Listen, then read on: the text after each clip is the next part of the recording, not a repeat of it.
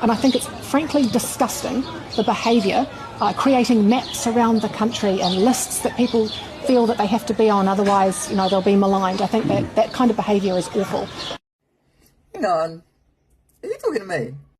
Because weren't you the same one that said this?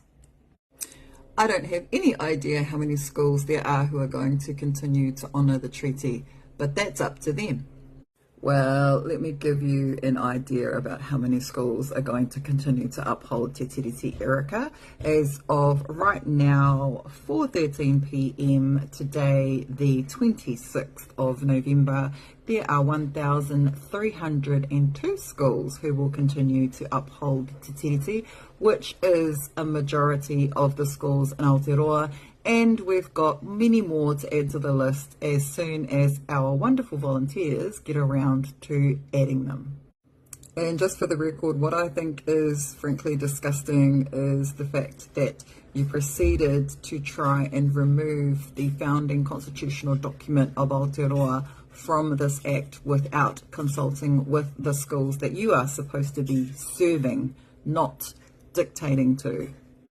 And also, for the record, nobody is forcing these schools to join Te Rarangi Rangatira. They are doing this voluntarily, and they are more than capable of expressing why they have chosen to continue to give effect to Te Tiriti. You should try reading some of the letters that they've written to you, because I know how many have been sent to you because they're sending them to me as well. Just a suggestion.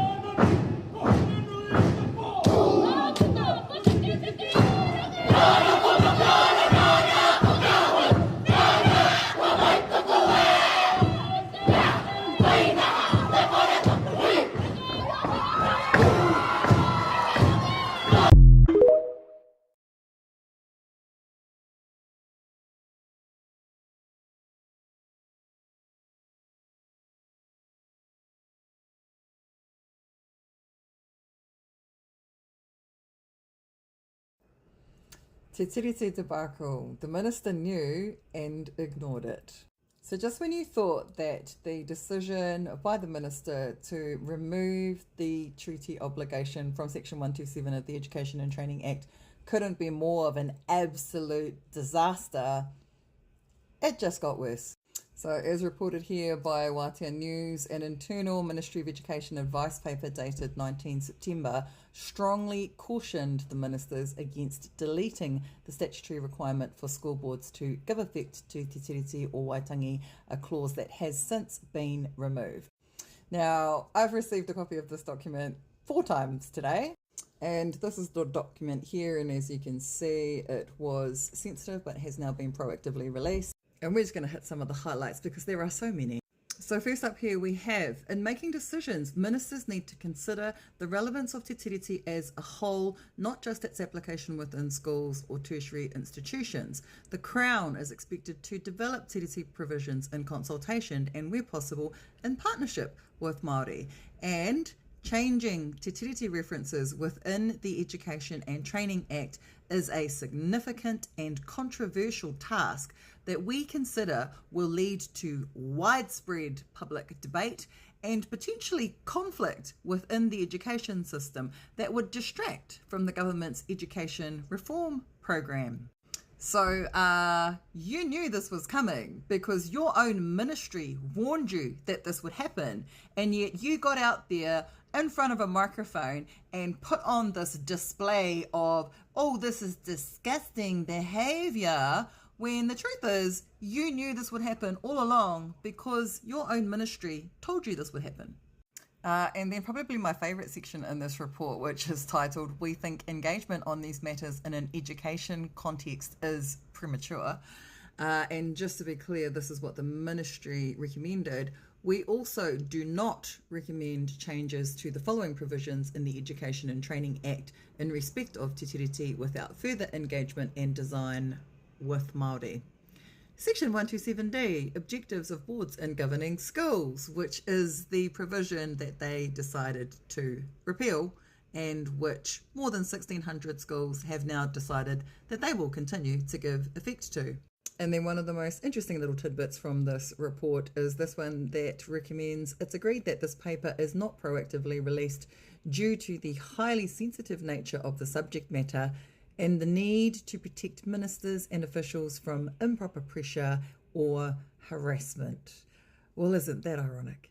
Mauriora te whanau, my name is Tania Waikato. I am a Māori lawyer from Aotearoa, New Zealand, and I am very proud to announce that I will be standing as a candidate for the Green Party of Aotearoa, New Zealand at the 2026 general election. You asked for it te whanau, so you got it. Let's break it down.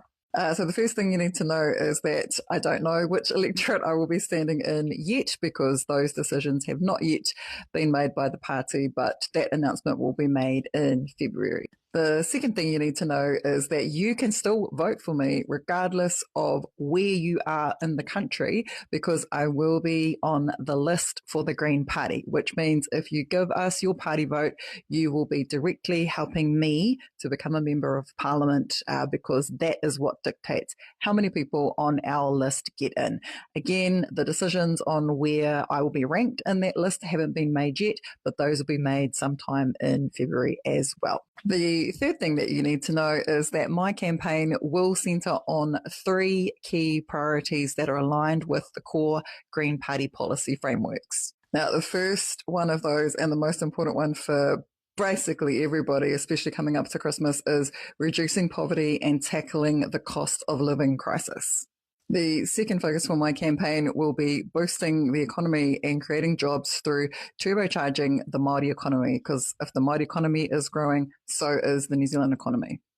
And finally, the last focus for my campaign, but by no means the least, and it won't be a surprise to any of you that have been following me throughout the course of this year, will be honouring te tiriti o Waitangi. Now, if you want to read some more about those 3 campaign platforms that I will be advocating for during 2026, you can. There's a copy of the full press release in my bio. Just click on the link and you can have a look at it there. And if you just want the quick hit Sugar Rush social media version, there'll be some tiles summarising what I'll be campaigning on that will be posted today as well.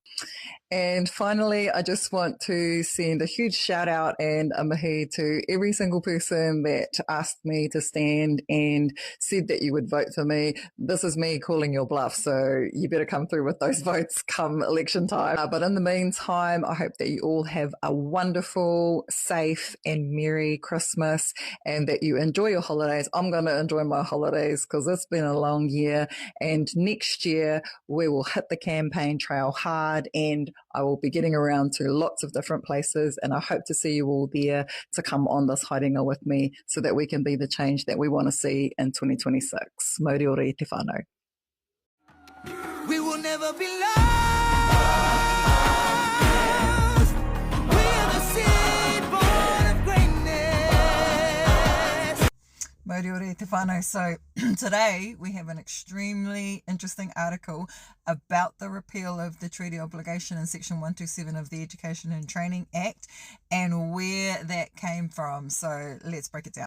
So in this opinion piece, Sir Ian Taylor talks about how he was somehow included on an email chain that was sent by Don Brash, who is the founder of Hobson's. And in that email, there is an astonishing claim, which is made by the group spokesperson, Elliot Ikile. where he says, "We won. The government will remove the requirement for school boards to give effect to the Treaty of Waitangi," which is emphasised in bold. He then went on to say that it was a personal victory, claiming that Minister Erica Stanford was National's wokest minister, but he had conducted a campaign to stop Stanford's sneaky sellout, and that her own government was doing what we asked for, talking about Hobson's pledge, asking the government to take the treaty clause out. What Sir Ian Taylor says here, which is that a fringe minority, being Hobson's pledge, influencing a key government decision surely rocks the very core of what a democracy is. And I couldn't agree more with that statement. It is absolutely disgusting to think that a group like Hobson's pledge could be directly directing our government to remove this treaty clause from the Education and Training Act, but that appears to be exactly what happened.